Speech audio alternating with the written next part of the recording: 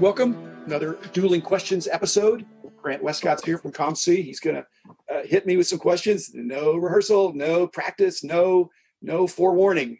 But I've got the same for Grant. So if he's nice to me, I'll be nice to him.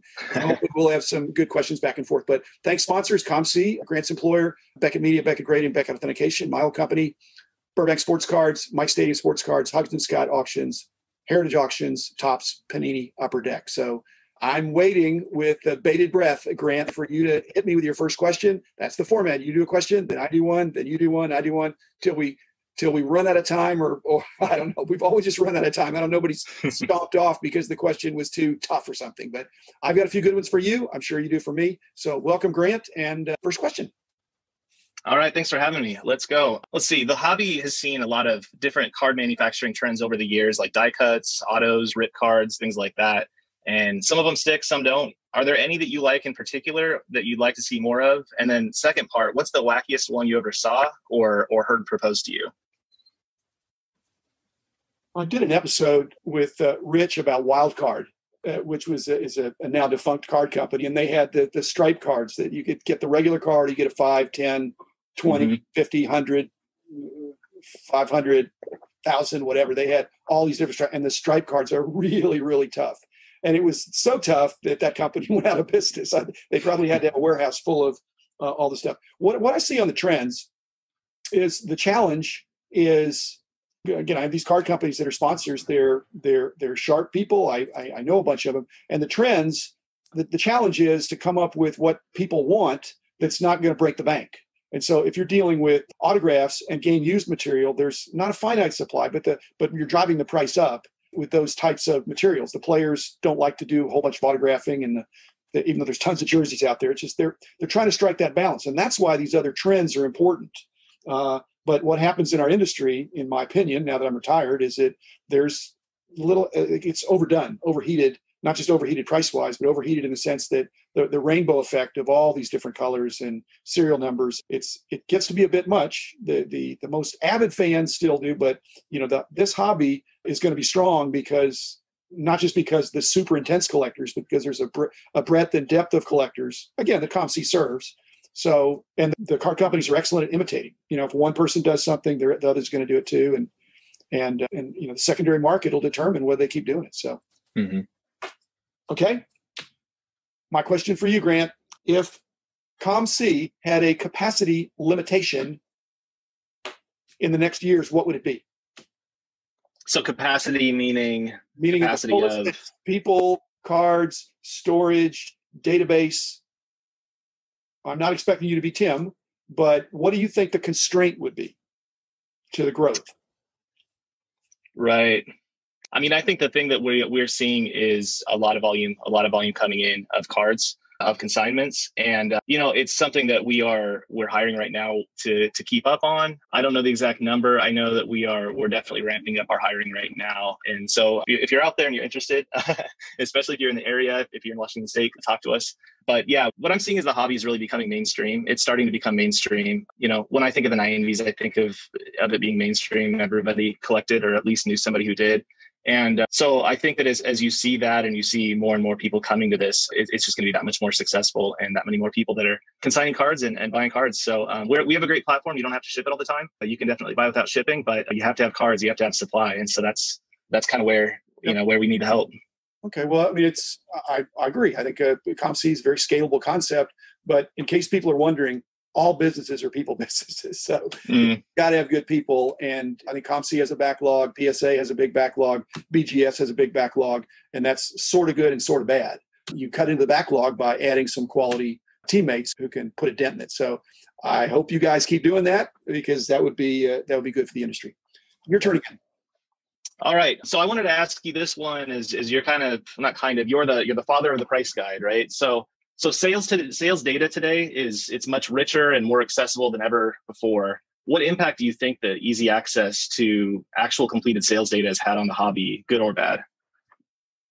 It's exacerbated the problem that we had back in my day, and that is that even when something is reputedly completed sales data, you sometimes have to look a little deeper to make sure that it's legit. That it wasn't artificially inflated in some way. And so the fact that it's easier to get raw data, that's a positive. But cleaning up the data and making sure that it's accurate, that's been an age-old problem. But I welcome the fact that a lot of people are trying to tackle it. And again, that's one of the beauties of COMC is it's just sitting right there. In my perfect world, everybody'd have access to all the data in ways that it could be. It's big data. Once you put it all together, and I think my story, if I'm the father of anything, I'm not. I certainly was catalytic, but it just puts in a situation where the hobby was able to grow because there was more organization, structure, and kind of understanding of the data. And so, if this is another boom period, and along with it is COMC and other places where you can kind of see what things are really going for, and it's a real sale. That's to me very positive. So y'all keep up the good work. Awesome. Okay, my question: what's the silver lining for COMC with respect to COVID? Ooh, well, so it's definitely silver lining, right? So this is a very difficult and uncertain time. If your answer is there isn't a silver lining, I hope that's not the answer. But no, there's an absolute silver lining, but there's definitely a big cloud too, right? So the big cloud obviously is just the uncertain times. I think the silver lining that I don't know if anybody could have anticipated this, but just the hobby is booming right now, and I don't know how much of that to attribute to COVID, to people being at home, to maybe cards just getting big at the moment. I don't know exactly what the cause is, but I think the silver lining is people have been home. They've had a little bit more time to shop for cards, look for cards, get involved in cards, get into group breaks, things like that. It's just gained a lot of traction right now. And I just hope that, sports are going to go off as planned for the NBA coming up and the Major League Baseball. So we're really excited to see the season and how everything shakes out. But it's just been basically every day has been Black Friday sales. That's the kind of business we're doing now in this time. So I guess that's a pretty big silver lining. Yeah, sales are up. Here. That's yeah. Okay, your turn. All righty. Let's see here. So let's see. This is one. So I know in some of your recent episodes, there's been a lot of talk about Grail cards, right? And kind of what the definition is and all that. I know for some collectors, a Grail card is one that they want and that they believe exists, but they've never actually seen it. Do you have any of these for yourself that you believe is out there, so you want it, but you've never actually seen it? Are you saying I have cards that no one has ever seen before? No, not you. Cards that you want, not the ones that you have. So are there any cards that you're after that you've never seen? Well, Rich Klein and I, for many, many years of the National would circulate through the National Sports Collectors Convention. And basically we would try to buy a type card of anything that we hadn't seen or that we didn't have. And so mainly type cards. And so we have a lot of, so I have some stuff in my library I don't know that it's one of a kind, but like Rich and I always joke, if we saw one, we bought it, and then we look back, and that was 20 years ago, we've never seen another one. So, but those aren't always mainstream cards. What is catching on with the Grail cards is more the mainstream. Well, they're mainstream, but they're like one per case inserts or less frequent. So right. No way you could buy. People just weren't buying product like that in order to get the chase card that was one per many cases. And so, yeah. So your question was, if there's any cards out there that you believe exists, you have, a checklist or data or something saying that it's out there and you want it, but you've never actually seen it for yourself. I can't think of anything. Again, not for a specific card, but, so like you were talking about those Crusade cards from the 97, 98, whatever that was. I never saw them until I saw them. And then, right. And they came out in multiple products, and there's the green and the purple and the whatever. There's just these different ones. And so I have kind of samples of everything. And so my goal was to try to have everything so that I could, it's hard to do pricing and cataloging of things you've never seen. And so I think Rich and I did a pretty good job of trying to gather those up. Now, again, we weren't trying to corner the market. We just needed one. And now I wish I'd have bought all I saw, but I never saw that many. So I think that's one of the things that people coming into hobby can see is that the cards, these Grail cards, are truly rare. It's not like, hey, somebody's going to come forward with some big stash. Ha ha. No, they are really tough. And that's why, otherwise, where are the other PMG Michael Jordans? Right. Green or red? They should be coming out of the woodwork because of this huge price. So, yeah, it's a once in a lifetime opportunity sometimes to acquire some of these for sure.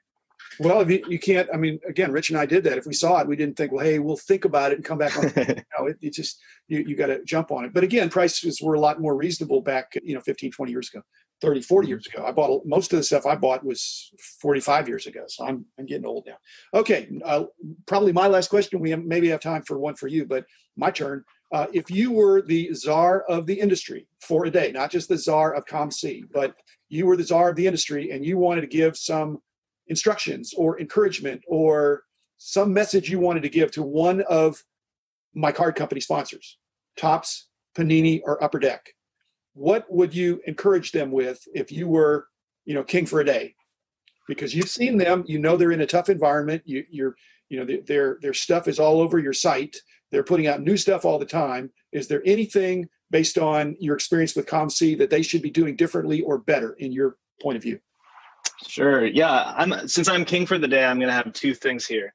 One of them is, one of the things that I've never really seen do all that well in our marketplace, in my own personal collecting, anything like that, is cards, especially autographs or game used that has multiple players on it, especially if they're not related to one another. So, I don't even remember who was on the card, which is part of the problem, but I just saw like a triple auto that was on our site. And one of the autos is LeBron. The other two, I don't remember.